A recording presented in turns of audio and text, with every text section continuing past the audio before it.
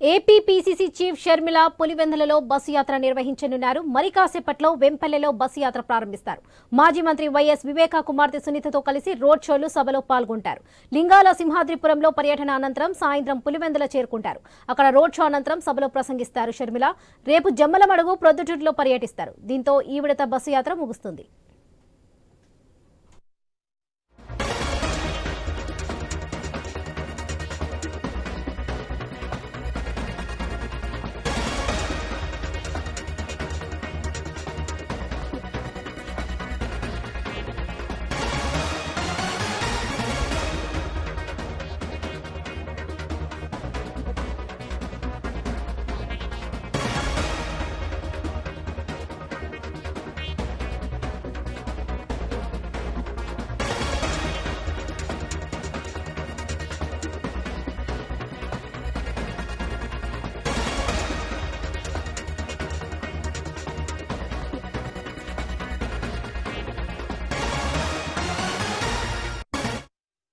Guruji Ram Narayan G ప్రపంచ ప్రఖ్యాత జ్యోతిష్యులు ఇప్పుడు మన హైదరాబాద్ లో ఎటువంటి సమస్యలకైనా తక్షణ పరిష్కారం చేయబడును. సంప్రదించండి 96651137 9000004357.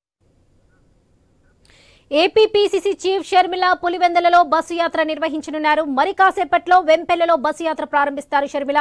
మాజీ మంత్రి వైఎస్ వివేకా కుమార్తె సునీతతో కలిసి రోడ్ షోలు సభలో పాల్గొంటారు. లింగాల సింహాద్రిపురంలో పర్యటన అనంతరం సాయంత్రం పులివెందుల చేరుకుంటారు. అక్కడ రోడ్ షో అనంతరం సభలో ప్రసంగిస్తారు షర్మిల. రేపు జమ్మలమడుగు ప్రొద్దుటూరులో పర్యటిస్తారు. దీంతో ఈ విడత బస్సు యాత్ర ముగుస్తుంది. ఇదే విషయంపై మరింత సమాచారం మా ప్రతినిధి శ్రీనివాస్ అందిస్తారు. శ్రీనివాస్, చెప్పండి. వేంపల్లో ఈ బస్సు యాత్రలో భాగంగా భారీ బహిరంగ సభలో కూడా పాల్గొన్నారు. ప్రధానంగా ఇప్పటికే కాంగ్రెస్ పార్టీని బలోపేతం చేసే దిశగా కూడా కడప పార్లమెంటు స్థానాల్లోనే 7 నియోజకవర్గాల్లో కూడా విస్తృతంగా పర్యటిస్తున్నారు. తన సోదరి వైఎస్ సునీతతో కలిసి పలు ఆసక్తికరమైన వ్యాఖ్యలు చేశారు. ఇప్పటికే వైఎస్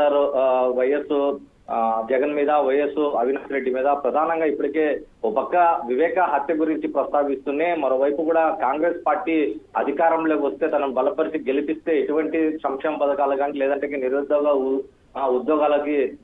యువతకు ఉద్యోగ అవకాశాలతో పాటు కడపలో మూతపడినటువంటి పలు ఫ్యాక్టరీలు కూడా రీఓపెన్ చేస్తా అని చెప్పి ఇప్పటికే షర్మిల ఎన్నికల ప్రచారంలో చాలా విస్తృతంగా ముందుకెళ్తున్నారు. ప్రస్తుతం నేడు పులివెందుల నియోజకవర్గంలోనే వేంపల్లిలో మరి కాసేపట్లో బహిరంగ సభ పాల్గొన్నారు. ఇక్కడ బహిరంగ సభ అనంతరం కూడా వేముల, సింహాద్రిపురం, పులివెందుల్లో కూడా పర్యటిస్తున్నారు. మొత్తం ఓవరాల్ గా మరి 2 రోజుల్లో కూడా కడప పార్లమెంట్ సెగ్మెంట్ లో ఉన్నటువంటి ఈ ఎన్నికల ప్రచారం కూడా పూర్తి కానుంది. ఇప్పటికీ కాంగ్రెస్ పార్టీని బలోపేతం దిశగా గతంలో ఉన్నటువంటి కాంగ్రెస్ పార్టీని ఈ ప్రస్తుతం ఎన్నికల్లో పార్టిసిపేట్ చేసే దిశగా దాంతో పాటు ఓటు శాతం కూడా పెంచే దిశగా ప్రస్తుతం షర్మిలారెడ్డి కూడా చాలా కీలకంగా మారినట్టు తెలుస్తుంది. మరి చూడాలి ప్రస్తుతం ఎన్నికల బరిలో నిలుస్తున్నటువంటి షర్మిల కూడా ఎటువైపు ప్రజలు ఆకర్షిస్తున్నా లేదంటే విఫలమవుతారని కూడా ఆసక్తిగా మారింది. Right Srinivas, thank you.